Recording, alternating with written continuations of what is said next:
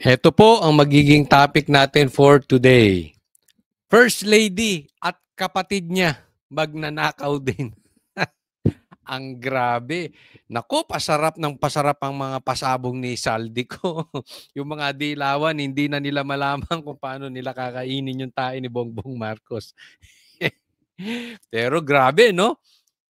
Only in the Philippines, buong mag-anak, buong angkan, magnanakaw di umano. Pero nakasuporta pa rin ang iba. Grabe nagagawa ng pera, no? Walang kahihiyan. Sa Pilipinas lang nangyayari yan. Pangalawa, BBM, nagpapakalat ng fake news.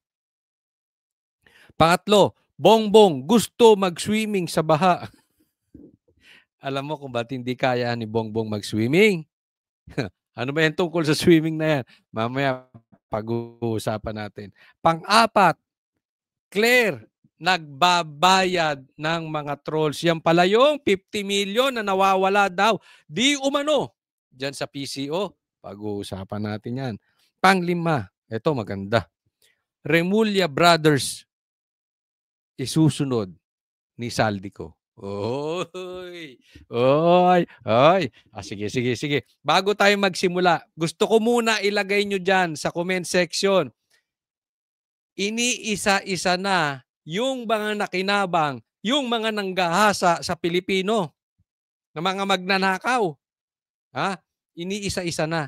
Sa tingin ninyo, sinong isusunod ni Saldico kay Lisa na ibubuking? Lagay nyo dyan sa comment section. Ha? Sino sa tingin ninyo o sino gusto ninyo ibuking ni Saldico? Kasi karamihan ng kumakain ng tae ni Bongbong Marcos, may tinatago yan. Imposibleng hindi alam ni Saldico. So sa tingin ninyo, sa tingin lang ninyo, sinong isusunod ni Saldico? Okay? Hindi na po natin pagtatagalin. Diretso na po tayo agad-agad sa ating topic dahil kay Coach Oli, bida ang balita. Nagpapaalala lang bago tayo magsimula, sana i-like nyo agad-agad ito pagpasok pa lang itong vlog na ito. At sana simula at hanggang sa matapos nyo, mapanood nyo to. And i-click nyo na rin yung subscribe button dyan. Libre po yan, walang bayad. So click nyo lang sa mga hindi pa po subscriber. Okay, mamaya natin himay-himayin. Maganda yung pasabog ni Saldico kasi talagang maraming tinamaan yun at wala na silang lusot doon. Pero dito muna tayo doon sa adik na presidente. Sabi ng kapatid niya mismo. Magandang araw po sa inyo lahat. Ito patuloy sa aking pagre-report sa inyo tungkol sa mga development. Bongbong, teka muna, hindi ka na tumitira. Medyo nabawasan yung pagganong-ganon mo baka magkaroon ka ng withdrawal niyan. Oy, di ba? Taas ang kamay dito yung gumagamit dati. wag na. Baka mahuli pa kayo ng pulis. Joke lang. Di ba? Pagka binigla nyo yan, hindi. Baka gawing excuse pa. Ayoko magbago, may withdrawal pala. Hindi, yung iba kasi, yung ibang gahaman na. Yung talagang lulong, kailangan nagpapa-hospital yan. Sige, diretso. Sa mga kaso na hinggil doon sa mga flood control project. At i-report ko po na ngayong araw, yung AMLAC, yung Anti-Money Laundering Council. Ano anti-money? Ano, anti-manilin? May AMLAC. Okay, teka muna Bongbong. Palakpakan natin si Bongbong. Tumatapang na, hindi na nagtatago kay Claire Nagsasalita ka na, hindi ka na hindi ka na duwag Oy, tumatapang. Siguro iba na tinitira nito, hindi na yung pampaduwag. Ano mang droga ang nakakapagpatapang. Oy, kapatid mo may sabi niyan, adik ka Nakakuha na po ng 2 freeze order. This brings the total amount of assets frozen to about 12 billion pesos. Kasama po dito ang mga air asset ni Saldico, ang value mga 4 billion. At bukod pa ron, meron po tayong nakuhang 3,566 na bank account. Ayun, 3,566 na bank accounts na freeze yung account Ni Saldico. Yung sa'yo dapat ang i-freeze mo. Eh, ikaw ang maraming nakuha eh. Oh. Pati yung asawa mo, ang dami daw nakuha. Hindi umano. Oh. Ako, pati yung bayaw mo, pumorma pa. Pambihira naman, Bongbong. Hindi ka ba nahihiyahin yan? Lahat ng nakapaligid sa'yo, magnanakaw. Anak mo, adik. Asawa mo, adik. Adik na, magnanakaw pa. Tapos pati bayaw mo, magnanakaw din. Pambihira. Anong ligasyang iiwan mo sa bansang Pilipinas? Oh, anong i-expect mo sa magiging apo mo kay Sandro? Di adik at saka magnanakaw din. Ikaw naman, pinipris. Kung ano-ano pinag-aatupag mo eh. 198 insurance policies, 247 motor vehicles, 178 real properties, 16 na e-wallet account at saka air asset na frozen na. Umpisa lang po ito. Mas marami pong asset ay mafo-frozen para maibalik ang pera ng tao sa kanila. Masigurado ka pagka na frozen yan may babalik sa kanila. Baka pagdiskartehan nyo pa na mag-asawa yan. Wag naman. Sana kung ibabalik mo sa yung makukuha nyo kay Saldico, kumuha ka ng ebidensya. Okay? Pagkakuha mo at ibinalik mo sa taong bayan, kuha ka ebidensya. Huwag puro salita kasi NATO ka daw. Member ka daw ng NATO. Ano NATO? No action, talk only. Puro ka lang daldal eh. Ang ganda, ang daming ebidensyang prinisinta ni Saldico. Ikaw laway mo lang. Ang puhunan mo, panis pa sa droga. Ang bira naman. Sa tingin mo, yung pag-i-speech mong ganyan, naniniwala ang Pilipino? Pagkatapos ng nalaman ng Pilipino na asawa mo, anak mo, magnanakaw, adik, sa tingin mo, magsalita ka lang ng ganyan, papaniwalaan ka? Without giving us evidence? Kapatid mo mismo sinabi, adik ka? Gusto mo paniwalaan ka lang basta-basta nang hindi ka nagpapakita ng ebidensya? Basta magsalita ka, gusto mo maniwala taong bayan? Ay kung ganun, hindi ka sa planet Earth nakatira. Kayong dalawa ni Claire, sa fairy tale world kayo nakatira. Hindi po ganyan gumagana ang tiwala ng taong bayan, lalo na sa mga katulad ninyo. Ito po ang aming pangako, that the money of the people will be given back to the people. Ano ka ba, Bongbong Marcos? Presidente o kandidato? Puro ka pangako eh. Hoy! Gusto ko nang batuhin itong masisira ko tong laptop ko eh. Hindi namin kailangan ng pangako mo. Ang kailangan ng Pilipino ebidensya. O kayo, tanungin ko kayo mga manunood.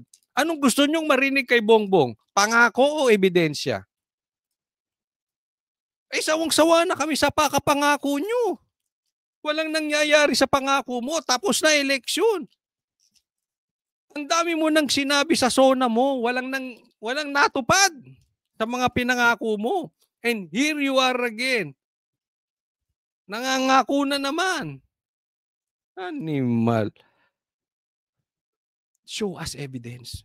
Na hindi ka adik, show us evidence na hindi kayo magnanakaw ng pamilya mo.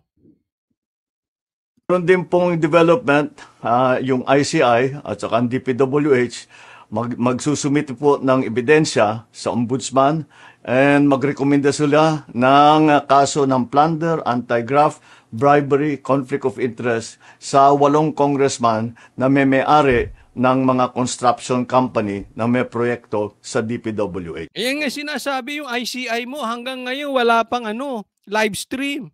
Katulad mo ring inutil. Puro pangako lang. Hanggang ngayon wala. Tapos, may warrant of arrest na kayo kay Saldico. Si Tambaluslos, yung pinsan mo, wala pa rin. Puro kayo kaso, puro kayo investigasyon. Yung malayo yun ang binibigyan nyo ng warrant of arrest. Pagkatapos yung pinatakas, bibigyan nyo para kang tanga lang. Yung nandito, bigyan mo warrant of arrest. Alam mo kung bakit? Hindi mo kayang ipakulong yung pinsan mo. Kasi ibubuking ka nun. Pustaan, oh. Hindi mo mapapakulong yon. Lastly, meron po akong ibabanggit sa inyo. Dinapitan po kami ng abogado ni Saldico at nagtatangkang mag-blackmail na kung hindi po namin kakanselihin daw ang passport niya, hindi na raw siya maglalabas ng video. I do not negotiate with criminals. Ayun!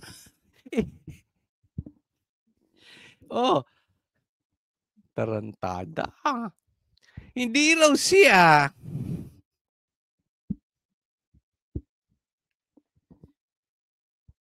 Hindi raw siya nakikinegotiate sa kriminal. 3 taong mo pinakinabangan, animal.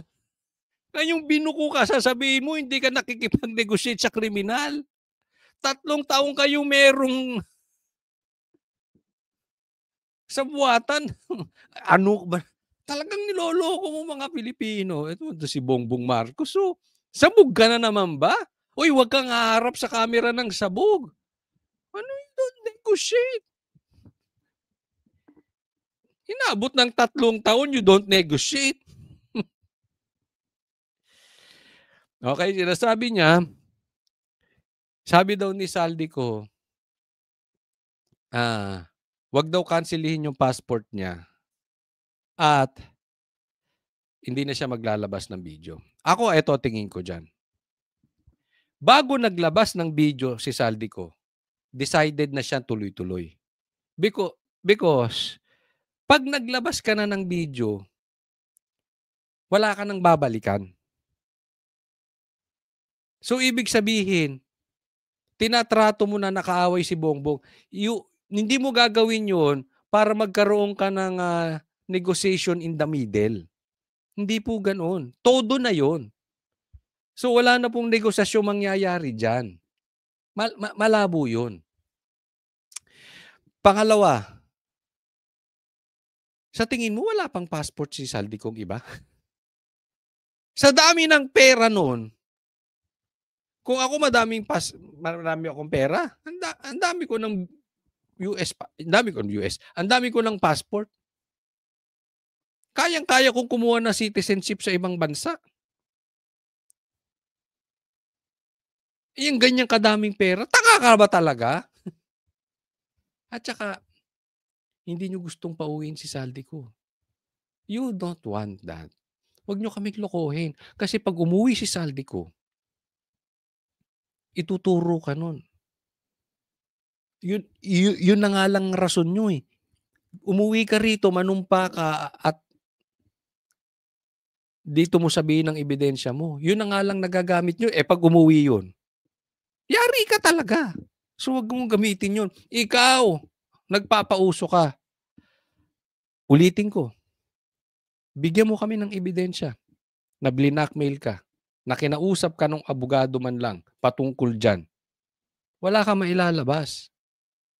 Dahil ang magnanakaw ay kamag-anak ng lagay nyo dyan sa comment section. Kaya naman, naglolokohan pa tayo, Bongbong Marcos eh.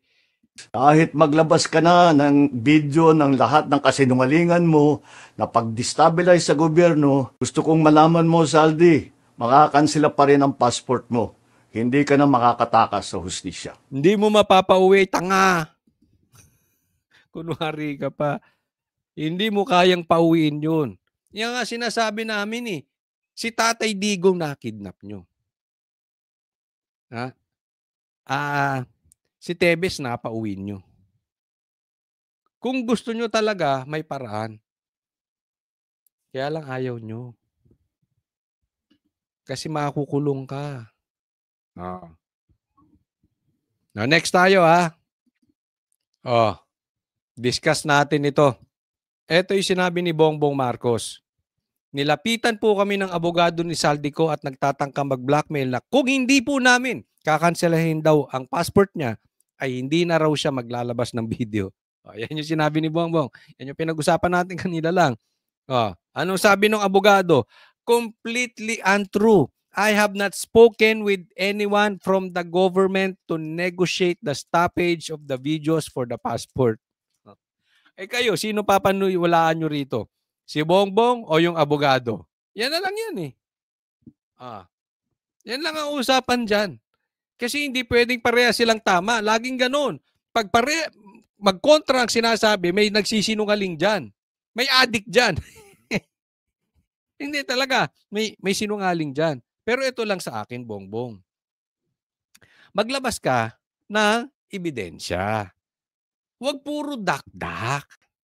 Kasi, sabi nga, si Saldico, ang daming nilabas na ebidensya. Ikaw, puro dakdak. Laway lang ang puhunan mo. Yung laway mo, panis pa. Karamihan ng sinabi mo, sablay. Karamihan ng sinabi mo, sinungaling. Sabi nga ng iba, mas marami ka pang kasinungalingan kaysa doon sa sinabi mo eh. Ganoon. Ganoon ka katindi. Tapos gusto mo, basta sinabi mo, papaniwalaan namin? Dahil presidente ka? Kahit ang dami nyo ng kasinungalingan sa Pilipinas? Wow! Ulitin ko. Hindi namin kailangan ng pangako mo, Bongbong Marcos. Kailangan namin ng ebidensya. Kung wala ka rin lang mapapakitang ebidensya, tumahimik ka na. Dahil yung salita mo, tigsisingko. Totoo yan. Walang kakwenta-kwenta yung mga pinagsasabi mo. Next topic po. Nang dahil dyan, ito naman ang sinabi ni Mike Defensor. Post niya ito sa Facebook. The President claims that Attorney Rondain sought the assistance of a Malacanang intermediary to stop the cancellation of Saldico's passport in exchange for halting additional videos. Ito sabi niya. Attorney Rondain has denied this. Jurisprudence make clear that only the courts, not Malacanang, have authority over such matters. Fake news talaga yan si Bongbong Marcos. Kasi hindi naman Malacanang, hindi naman ang presidente ang nagkakansela ng passport. According doon sa abogado at kay Mike Defensor, ito yung mga pwede lang magkansela ng passport. Hindi Malacanang ang nagkakansela ng passport. Tanging Sandigan Bayan o anumang hukuman lang ang may kapangyarihang mag-issue nito. Hold departure order, warrant of arrest, cancellation ng passport, utos sa DFA para i-revoke o i-strict ang passport. Ito ang batas. Ito ang jurisprudence. Kaya sinasabi ko, to si Bongbong Marcos, minsan na lang magsalita, sinungaling pa. Bongbong Marcos, wala ka ba talagang abogado? Hindi mo man lang matanong. Diba? Fake news na fake news eh. Wala naman sa kanya yan. Posible, meron siyang power. Sasabihin, paano kung i-convince niya? Kung sasabihin niya yun, pinapatunayan lang niya na ano siya. Diktador sila. Di ba? Gaya ng tatay niya. Pero hindi yan sa kanya. Kaya nga, sabi natin, ang daming butas eh. Tapos walang mapakitang ebidensya. Yung sinabi ni Bongbong Marcos, wala talagang kakwenta-kwenta. Diba? Sino bang makikinabang pag umuwi siya? Taong bayan. Sino bang makukulong pag umuwi si Saldico? Diba ikaw, Bongbong? Ikaw naman eh, niloloko mo Pilipino eh. Next po. Ito, hindi na po natin pagtagalin. Pag-usapan na po natin itong part 3 ng pasabog ni Saldico. Bibigyan natin ng komentaryo ito, hihimay-himayin natin. Dahil marami tayo makikita na talagang katapusan na. The start of the end ng mga magnanakaw sa Pilipinas. Ito. Ang SOP collections sa Bureau of Customs na umabot sa 11 billion pesos. may 9 billion pesos collection mula sa sugar. Ang kita mula sa importasyon Titignan mo, di ba? Naging problema yung asukal. ng sibuyas na Sibuyas. Ma-explain natin mamaya. Naku, hindi ko makakalimutan niya sibuyas na yan dahil lintik na sibuyas yan. Ilang beses kong blinag yan. Kaya alam ko yan. Saan ka nakakita ng sibuyas na napakamahal? Panahon lang ni Lisa Marcos. hawak naman ni Martin Araneta. Tinawagan daw siya ni First Lady Lisa Marcos at ipinapatigil ang investigasyon. Na sa First Lady Lisa Marcos mismo ang may hawak sa mga rice importers.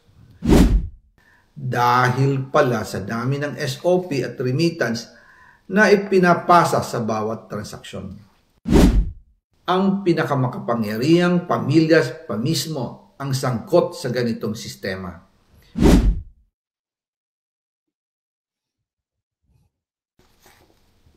Ngayon naman po, tungkol sa kampanya nitong 2025 elections, nagkwento sa akin si dating Speaker Martin Romualdez.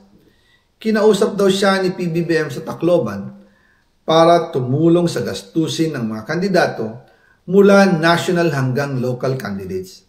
Ang sagot ni Speaker, Yung kinausap ni Bongbong Marcos, yung pinsan niyang magnanakaw din. Nag-usap yung mga magnanakaw.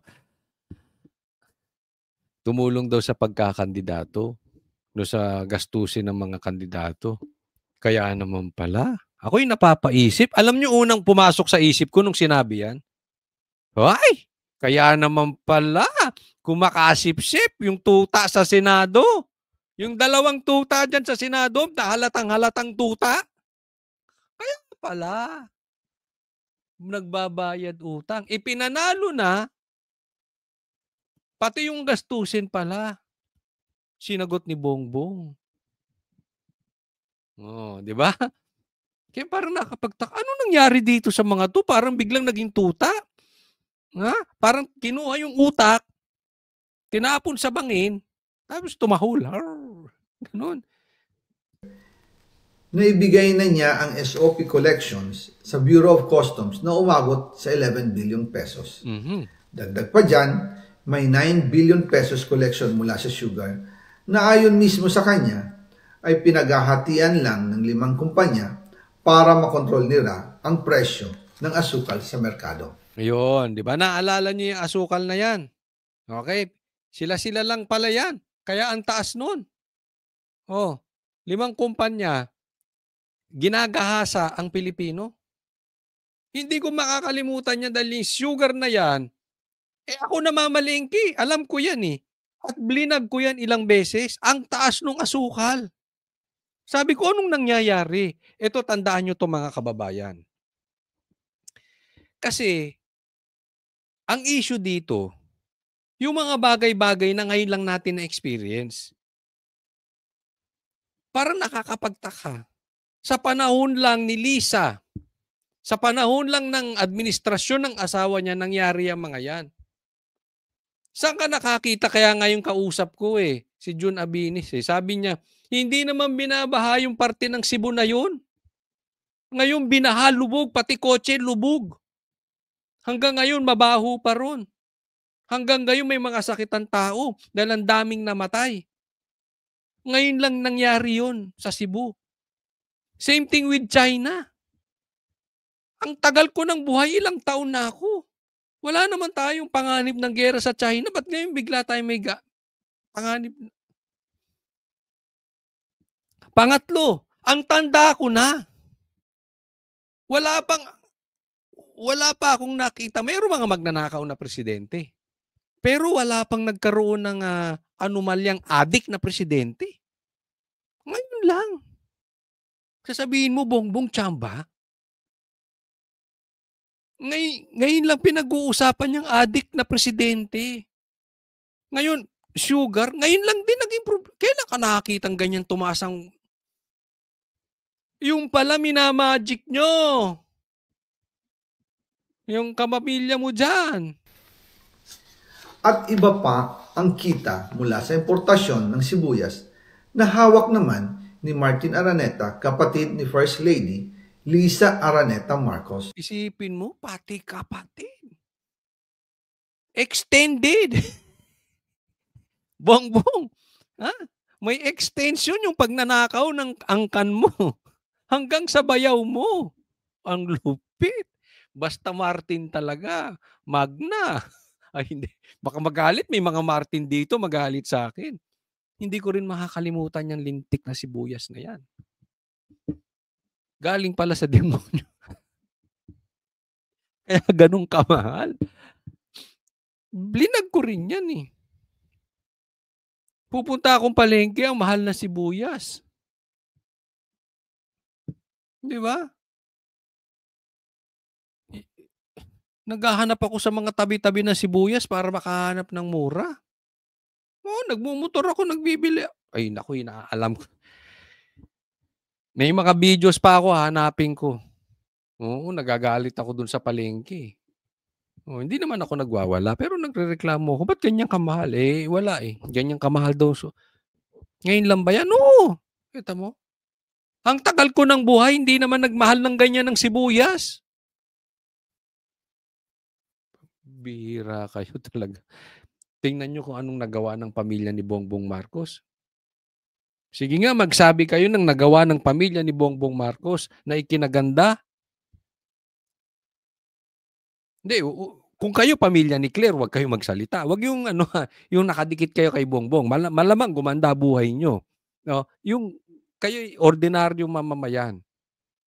Ano na ay dulot na maganda nitong pamilya ni Bongbong Marcos? Wala.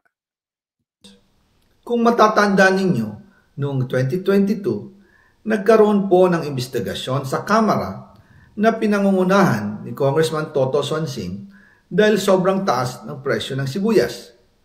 Umabot ng 600 pesos kada kilo. Gayong Akala mo steak yung binibili mo, sibuyas pa lang yan.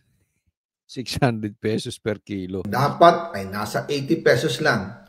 Doon lumabas ang pangalan ni Martin Araneta bilang isa sa mga nasa likod ng kontrol sa importasyon ng sibuyas.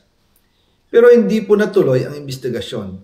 Ang sabi ni Speaker, tinawagan daw siya ni First Lady Lisa Marcos at ipinapatigil ang investigasyon. Kaya walang natuloy at walang naparusahan. Looks familiar? Napanood nyo na ba? May investigasyon, biglang huminto. Eh, ganyan na nangyari dyan sa investigasyon sa Kamara ng flood control. Biglang hininto. Kunwari, pinasa sa ICI. Si Bongbong Marcos, ginawa yung ICI para magsihinto ang mga investigasyon sa Kamara. At yan din ang gustong gawin sa Senado, ihinto yung investigasyon. Dahil yung ICI, hawak sa liig ni Bongbong Marcos. Kita mo, walang nangyayari. Walang live. Pag naka-live kasi, magre-react ang taong bayan. Nakita nyo na kung paano nila may napula? Same, oh. Tugpa. Kung ano ginawa dati, ganun ang ginawa din ngayon. Pakana pala ni Lisa yun. Yung mga pahinto-hinto na ganyan. Jezebel! Di umano. Kailangan nun eh. Dahil pala, kontrolado ng kapatid ng First Lady ang importasyon ng sibuyas. Eto, katulad niyan. Ang daming pwedeng sabihin ni Bongbong eh. Di ba?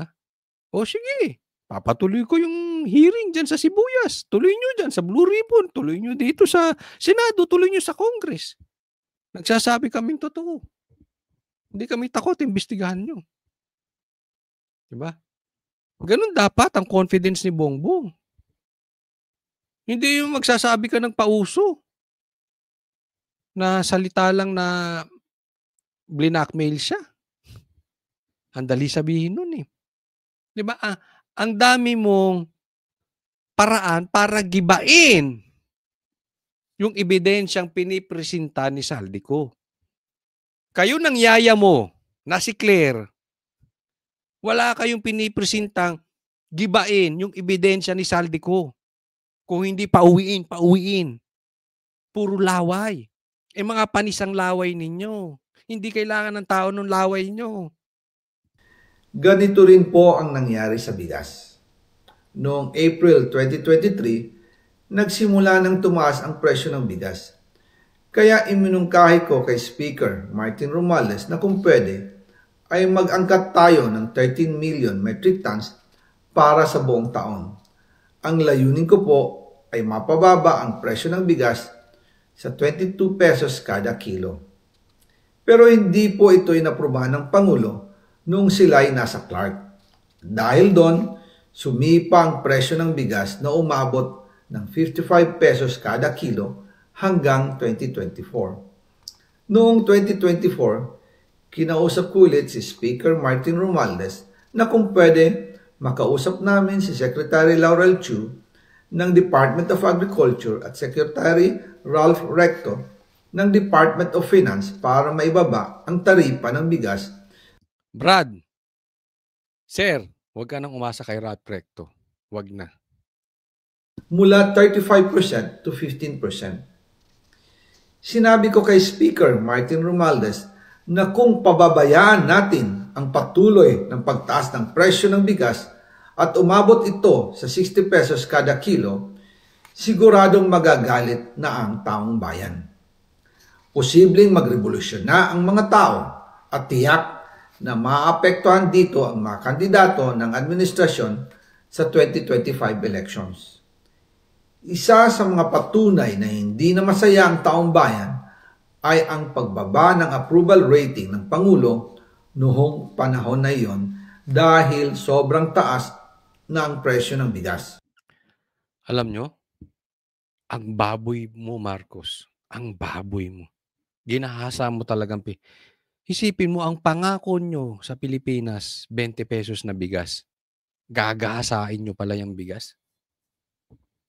Imbis na ang target mo, bumaba ang presyo ng bigas, pinataas nyo pa. Dahil negosyo ng bayaw mo. Negosyo ng pamilya mo. Nantindi, no? Kaya yung bigas ayaw bumaba kahit anong gawin. Binaba na ang taripa, ayaw pa rin bumaba.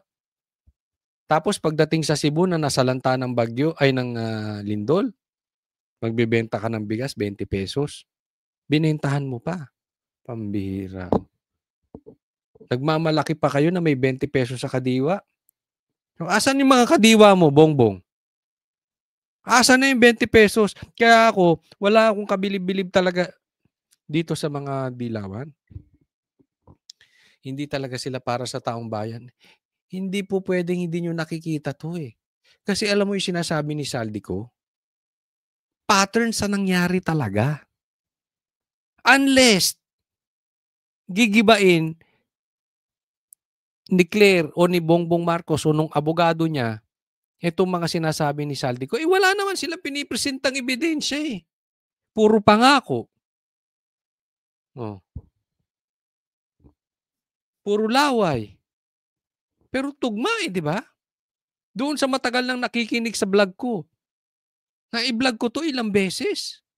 Kaya nung napapakinggan ko sinasabi ni Saldico, sabi ko, eto na yun eh.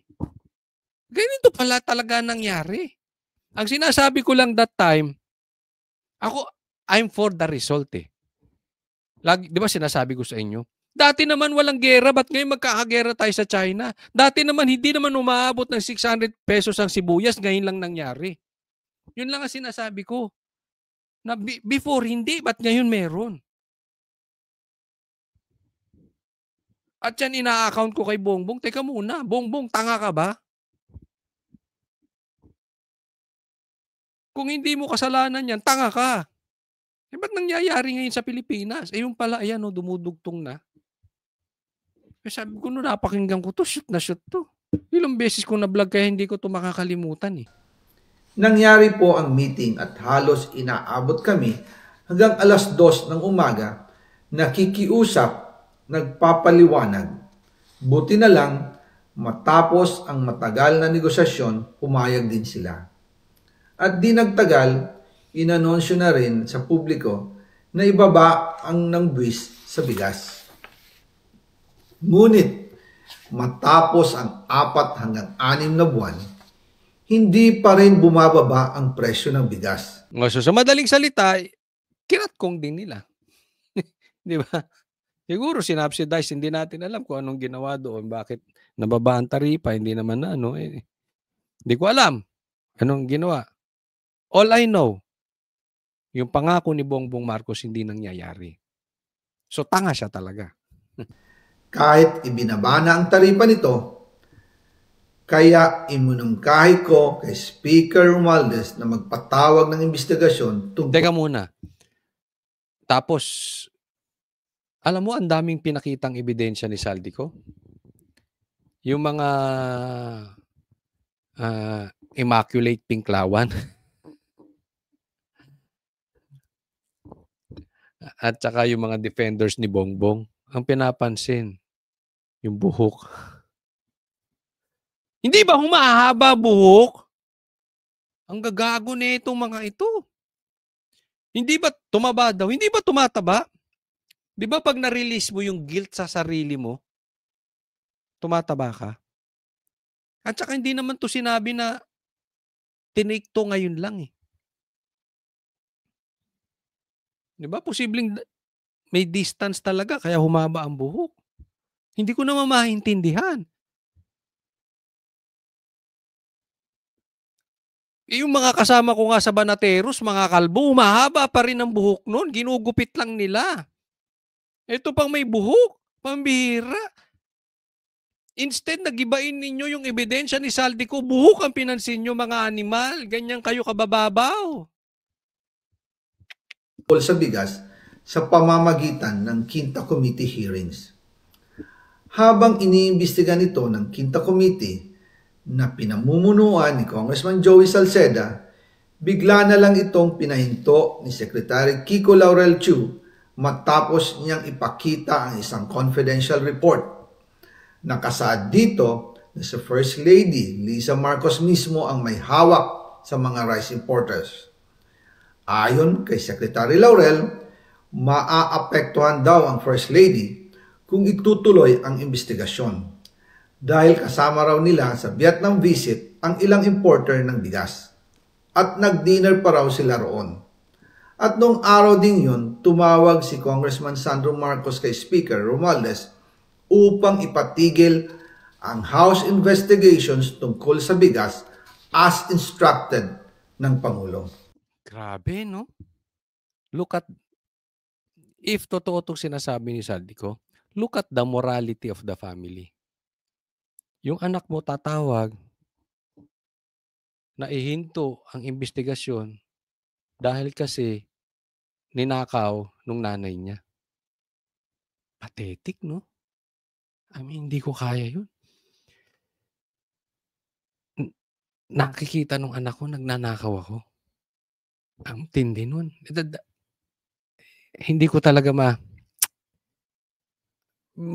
baka iba kasi talaga sila eh, pero hindi ko masikmura yun na yung anak ko tatawag, yan mo na yan kasi baka mabubuking si daddy. Ninakaw niya to. Bihira. Sakit nun. Nakikita. Ewan ko. May pagkademonyo talaga ata. Pero nakikita nyo kung nagpapahinto talaga sila ng hearing. Kaya itong house, hindi man lahat, pero yung mga congressman dyan, na dati kakaingay ninyo. Akala nyo ang yayabang ninyo. Kung gisahin nyo mga vloggers, ang yayabang nyo. Pero pag pinahinto pala kayo, mga duwag kayo, supot kayo. Vloggers lang kaya nyo. Totoo naman pahinto-hinto may ebidensya naman yan. Tumuloy ba? Makikita Pwede namang sabihin ni Bongbong, hindi kita nyo binigay yung ebidensya, tinuloy pa rin. Makikita naman nyo kung hininto talaga Tingnan mo tong mga supot na to. Hanggang vloggers lang kayo. Ngayon ko kayo hinahamon. Ngayon kayo magsalita ng masama kay Saldico. Total, panay ang tanggol nyo kay Bongbong Marcos Ngayon nyo ipagtanggol si Bongbong Marcos, sabihin ninyo, sinungaling si Saldico. Alam nyo kung ba't hindi kayo makapag-ingay ngayon? Dahil alam nyo, may hawak si Saldico na ebidensya laban sa inyong mga duwag. Di ba? Kaya karamihan dyan sa Congress, tumahimik kayo. Asa na dyan mga kwam-kom-kom, yung mga kwam-kom, may try-kom, quad-kom-kom-kom. Asan kayo ngayon? Sige nga, sabihin ninyong sinungaling ngayon si Saldico. Sige, pagtanggol nyo si Bongbong. Sabihin nyo peke lahat ng sinasabi ni Saldico. Supot kayo. Kaya nga pinapahula ko eh. Sino ang susunod na ibubuking ni Saldico? Tingnan natin. Baka Rimulya? Hindi, medyo pinitik na ni John Vic to si Saldico eh. Gusto ko, pitikin to ng todo ni Boying. Sige, pitikin nyo ngayon si Saldico. Magkakaalaman. Alam mo, ang kaya lang pumitik kay Saldico ngayon, dyan sa mga kom dyan sa Congress. Yung kaya lang pumitik kay Saldico na nandiyan sa Congress. Yun lang ang malinis. Yung iba dyan, duwag. Bakit? Madungis din. Magkasama kami ni Speaker Martin Romualdez nang tumawag si Congressman Sandro Marcos. Dumating din si Secretary Laurel. Teka muna, hindi ko sinasabing hero to ha. Tatandaan nyo. Ito ang number 1 kontra kay VP Sara. Okay, so hindi namin sinasabing wala tong kasalanan. Ang sinasabi namin, yung mga ebidensya niya, tumutog pa sa nangyayari. Ang sinasabi namin, huwag nyong gibain si Saldico, gibain ninyo ebidensya ni Saldico. Hindi po namin ginagawang hero to. Yung daming demanda niya ito kay Banat Biden eh. Di ba? Ayun. Ano? Nakaw pa more. Sige, pamana mo sa apo mo yung nakaw. Ang matutunan ng apo mo, magnakaw. Chu sa Manila Polo Townhouse at doon siya pinagalitan ni Speaker dahil inilabas niya ang confidential report na nagdidiin sa First Lady sa issue ng rice smuggling. Humihingi ng paumanhin si Secretary Laurel Chu at sinabi niyang, pasensya na, masyado akong naive. Doon namin naintindihan kung bakit. Kahit ibinaba na ang import tax ng bigas mula 35% to 15%, ay hindi pa rin bumababa ang presyo sa merkado dahil pala sa dami ng SOP at remittance na ipinapasa sa bawat transaksyon. Dagdag pa po, maraming importers ng isda ang nagre-reklamo. Puntahan yung bigas na yan. Isipin nyo. Kayo. Tayo. Mga Pilipino na halos hindi makabili ng bigas dahil sa mahal. Samantalang sila nagpapasasa sa pera nila. Milyon, billions ang kinikita. Tayong mga ordinaryong Pilipino, hirap sa bigas. Nakikita nyo kung gaano kagago itong mga to. Tapos ang papansinin ng mga lintik na mga dilaw, ayaw nila matanggal si Bongbong Marcos dahil uupo si Sara. Gutom na Pilipino, hindi na makabili ng bigas. Yan pa agenda nyo, mga lintik kayong dilawan. Salot talaga kayo. Itong mga komunista, mga NPA, CPP, salot kayo. Dahil kontrolado ito ng kaunting kumpanya lamang. Wala naman daw tax sa importation tuwing lean season, pero kahit ganoon, hindi pa rin sila nabibigyan ng permit to import.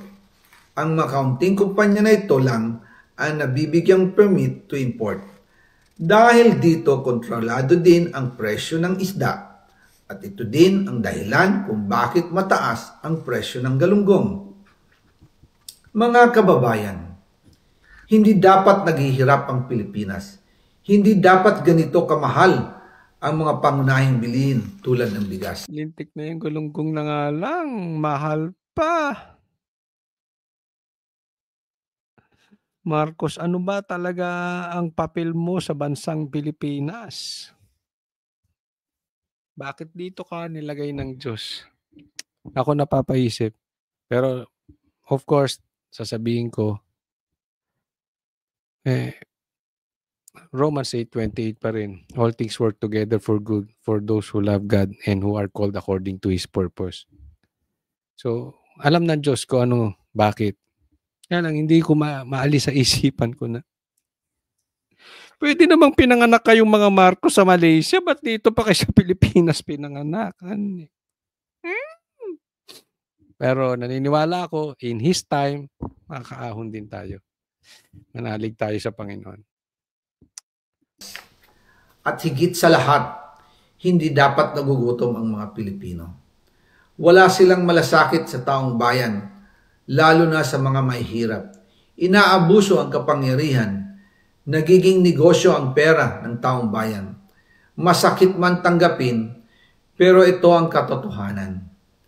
Ang pinakamakapangyarihang pamilya pa mismo ang sangkot sa ganitong sistema.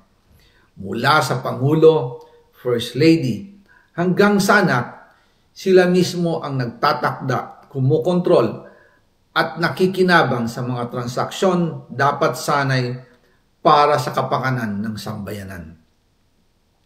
Hawak at kontrolado nila halos lahat ng ahensya, kaya nagagawa nilang itago ang katotohanan. Sa mga susunod na araw, marami pa po akong isisiwalat. Maraming salamat sa inyong oras at patuloy na pag-unawa. Naway, magising tayo sa katotohanan at sama-sama nating hanapin ang hustisya para sa bayan. Sana ang isunod mo, Saldi ko, kung ikaw ay nakikinig sa vlog ko. Isunod mo yung mga kasamahan mo sa Congress. Alam ko may alam ka dyan. Pero, mas maganda siguro unahin mo kung meron ding nakinabang sekretary. Doon tayo sa sekretary. Mas ano kasi yun dahil ito ay tao ng presidente. Hindi po pwedeng magnanakaw ang isang sekretary ng hindi alam ng presidente. So, kung nakikinig ka man, hello? Saldi? Saldi? Pakiunay mo yung mga sekretary ha. Yung mga sip-sip na sekretary. O, lalo na kung adik na sekretary. Ha? Pakiuna lang. Ito yung pakiusap lang naman. At saka pakigupit mo yung buhok mo. Kasi pinagbibintang ang AI. Pwede ba kita ma-interview? Ay nako. O sige, next topic po tayo. O pag-usapan natin yung pagbabalik. O, ilang beses lang nagsalita si Bongbong. O, etong pinagtataguan niya ay bumalik na naman. O, pakinggan natin kung meron tayong matututunan na information dito about the policy or about the office of the President.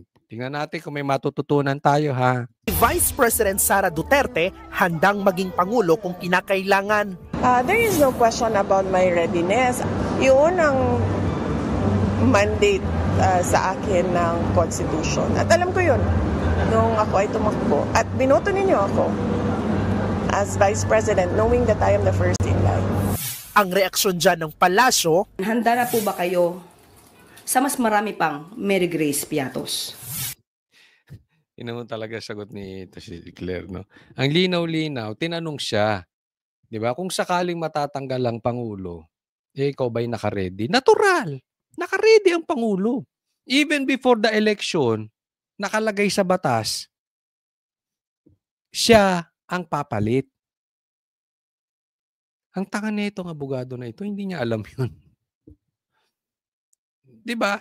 Alam ka naman sabihin ni Sara, hindi ako ready. Ayaw ko.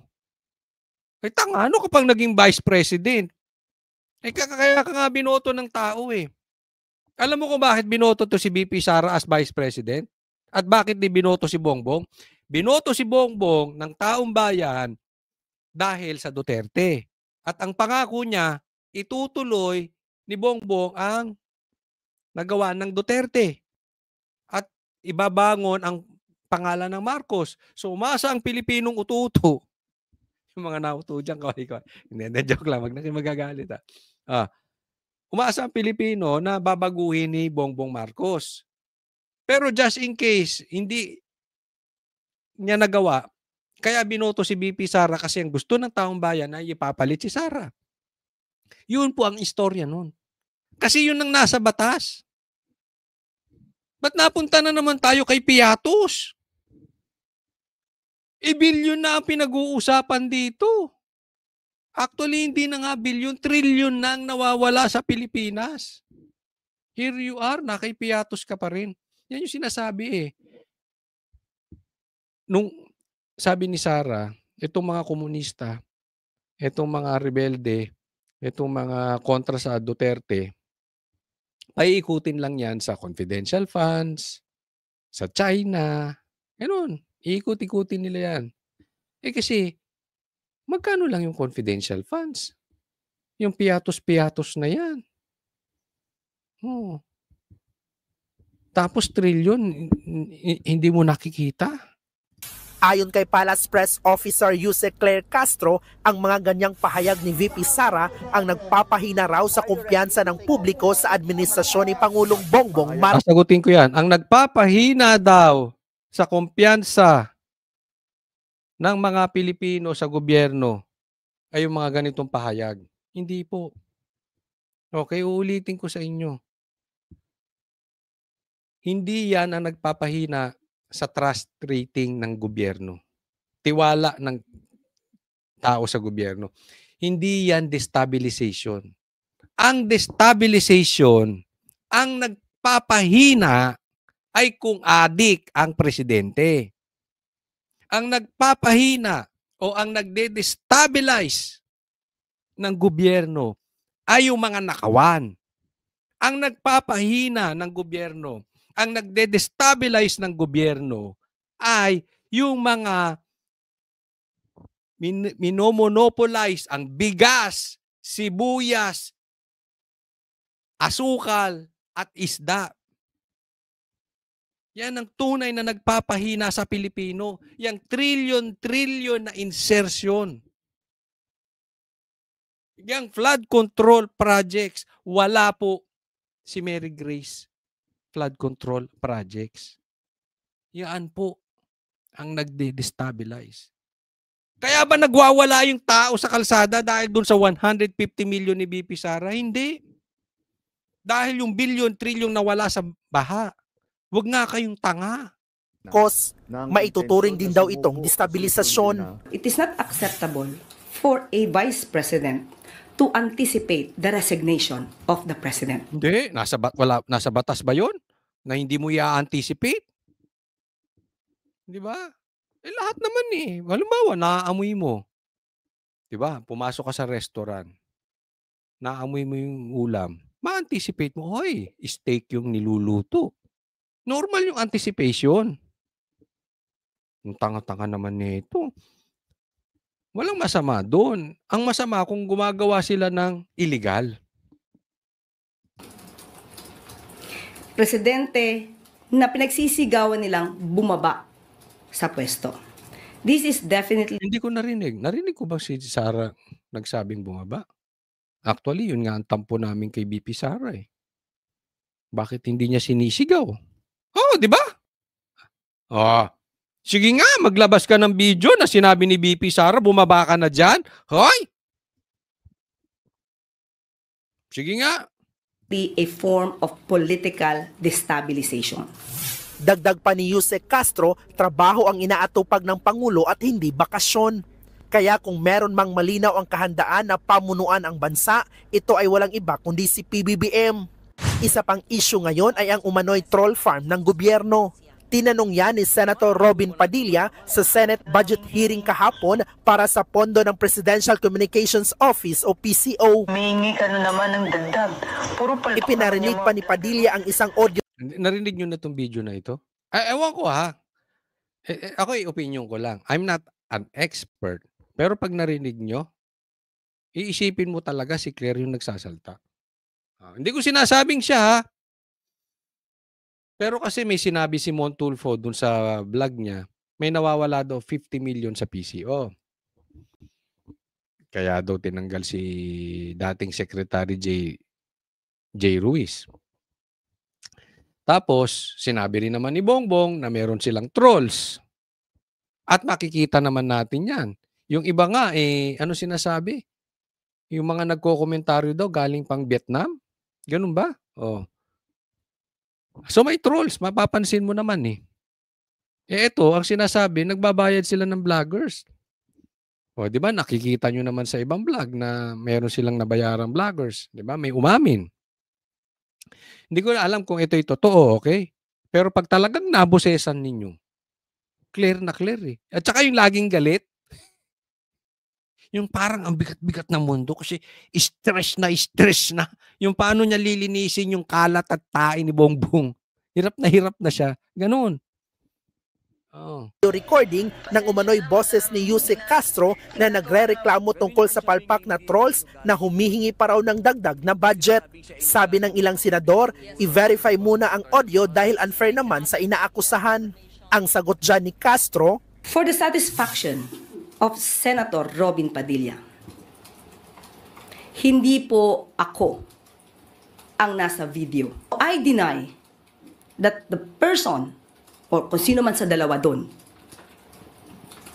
na it's I who was talking to a certain vlogger. Baka ako yun. Pero ang kapuna-puna dito, kung napanood nyo yung ano na yun, grabe ang pagtatanggol ni Tito Soto. Talagang kinat niya agad. Sabi na, i-submit mo na lang yan sa NBI, parang ganun. Halatang-halata sila Tito Soto. Pero kunwari yung ebidensya, halimbawa, tatama kay BP Sara, sigurado. Pinatuloy nila si Tito, itong Tuta Soto na to. Kitang-kita mo na agad ang panig na itong mga to eh. Kaya alam nyo, dahil sa mga klaseng tao na ito, hindi umaasenso Pilipinas. Nasa mukha na nila yung nakawan. Pinagsasasampal na sila ng ebidensya. Pinagtatanggol pa rin. Tanong ni Castro, saan nakuha ni Senator Padilla ang naturang audio clip? Sa akin, binigay ko, pinorward ko sa kanya. Baka maniwala, mga tanga pa man din yung mga yan. Mensahe pa niya sa senador. Sana maging modelo din po si Senator Robin. Modelo na hindi magpapagamit o magpapabiktima sa troll farm na nagpapakalat ng fake news. Nagbabalik Ngayon ako. Next po tayo, next. Ito pag-usapan natin ito ha. Maganda, napakaganda ng tanong nitong reporter na to. Na high blood na naman si Ateng. Sige. Aside from resignation calls, there are also talks of succession, talks of a transition council, civilian military junta. Lahat po yan nakaangkla sa pag-question sa fitness to lead ng Pangulo. Direct question, ma'am, is the President fit to lead? And Ayun, ang tanong, fit to lead pa ba ang presidente? Kaya niya pa bang pamunuan ang bansang Pilipinas? is he in control? Tinatanong pa po ba yan? Siyempre! O nga, no, parang mali yung tanong Parang mali. Tinatanong pa ba yan? Oo nga naman. Sinabi na nga nung kapatid adik. So paano siyang fit to lead? Mali pala tanong mo, pinuri pa man ng kata, ang ganda ng tanong mo. Pangit pala yung tanong mo. Saan ka nakakita ng fit to lead? Ikaw ba, Claire? Matanong kita. Payag ka ba na ang driver mo adik? Ang tanong lang. Tanungin ko na rin si Laila de Lima. Laila de Lima, ikaw ba, payag ka na ang driver mo adik?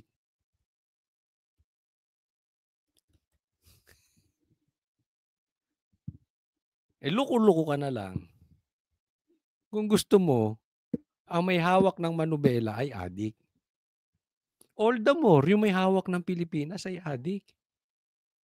Simple lang eh. So, tinatanong pa ba yan? Tama, hindi mo na dapat tinanong yan.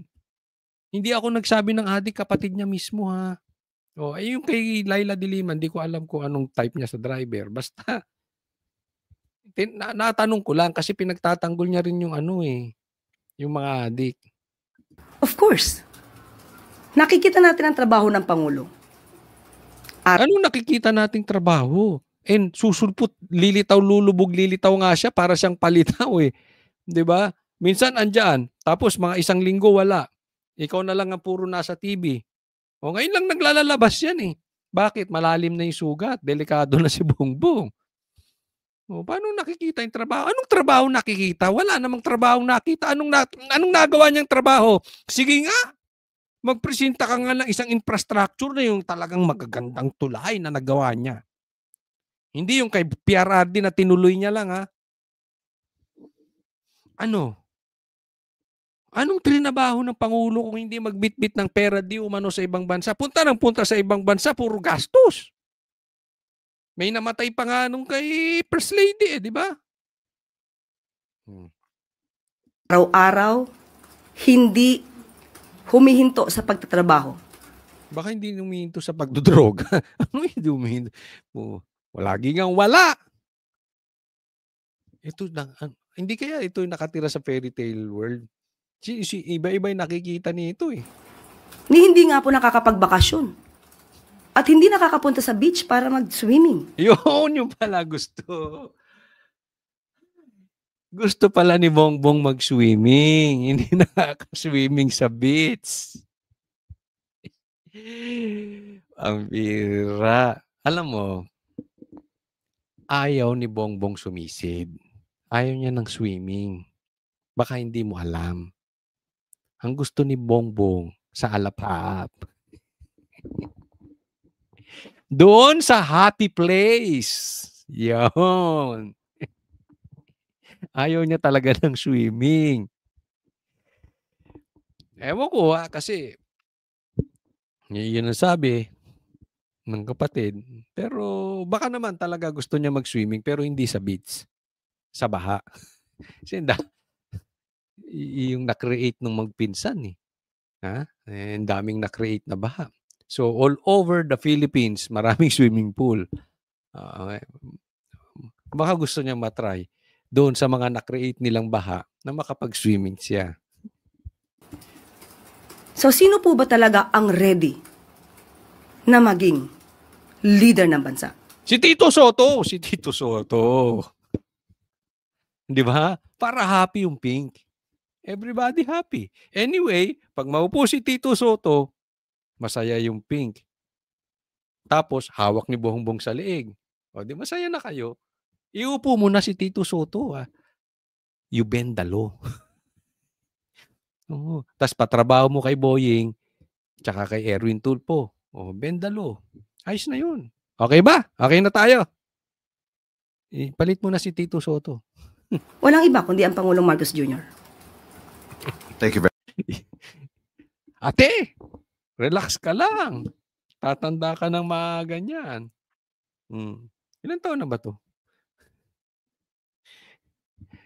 Sige, next po tayo. Ito, post ni Laila. Sabi niya, Laila agrees with Sandro on Saldico's impression. Sandro on Saldico, the impression is disturb. Yun talaga, disturb. So, ibig sabihin niya, ang sinasabi lang ni Saldico, ay yung ginagawa niya ay disturb lang. So, ganyan lang. Basta binuko mo ang gobyerno, huwag mong papansinin. Hayaan nyo lang silang magnakaw. Hayaan nyo silang magnakaw. Hayaan nyo silang mag-addict. Pag pinuna mo, ang tawag doon, disturb. Destabilization. Oh, ang galing, no? Oh, hayaan nyo lang sila magnakaw. Yung buong pamilya nila, hayaan mo magnakaw, nanay, bayaw, anak. Nakaw lang sila, pinsan. Oh, pag binuko nyo, fake news. Yun lang yun. Doon lang maglalaro yung fake news tsaka disturb. O naman, Laila, masyadong bata yan si Sandro para sa'yo. Sumisip-sip ka pa. Ang bata niyan, ha? Sabagay, ako rin mahilig sa bata. Joke lang. Ano, bigyan ng driver to si Laila. Baka wala nang driver. Wala nang ano eh. Kung ano-ano na pumapasok. Naawa na ako sa Pinklawan. Ano? Talagang grabe. Yung galit nila sa Marcos ngayon. Ang galing mo. Bilib ako sa iyo, PRRD. Iba ang legasyang iniwan mo. Isipin mo.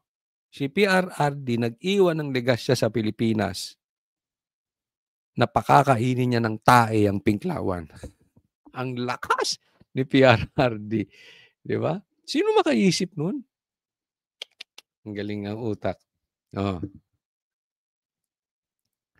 Nakikita nitong alin na ito. Yung 150 na confidential funds ni BP Sara.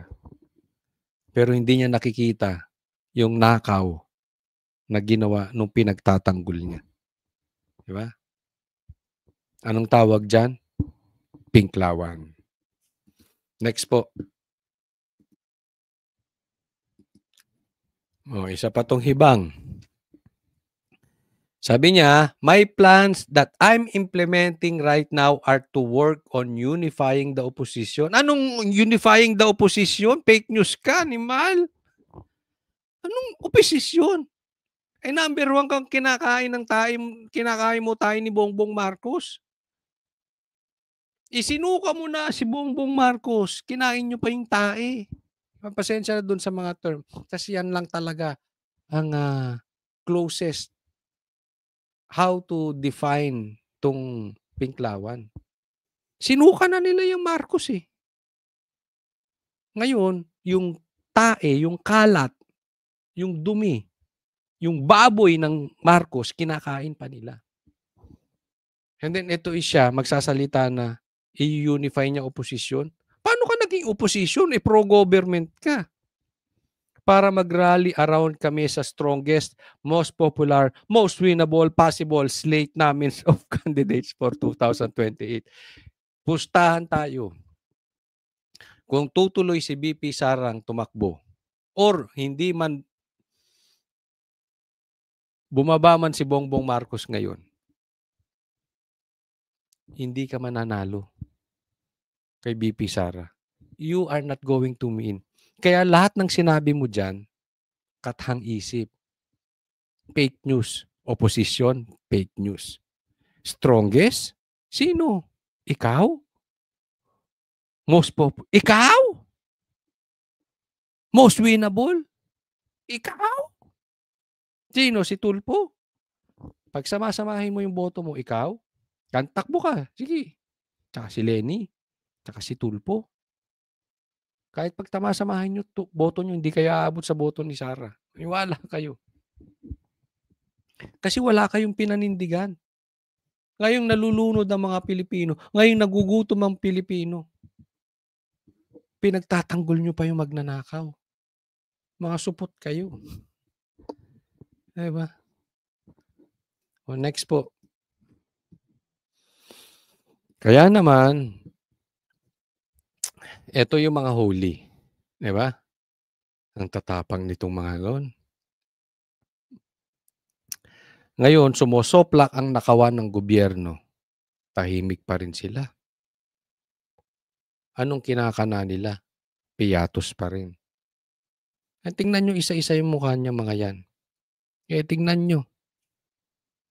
Ano ang paninindigan ng mga taong yan? Sasabihin nyo, hindi nila alam yung ginagawang nakawan ngayon?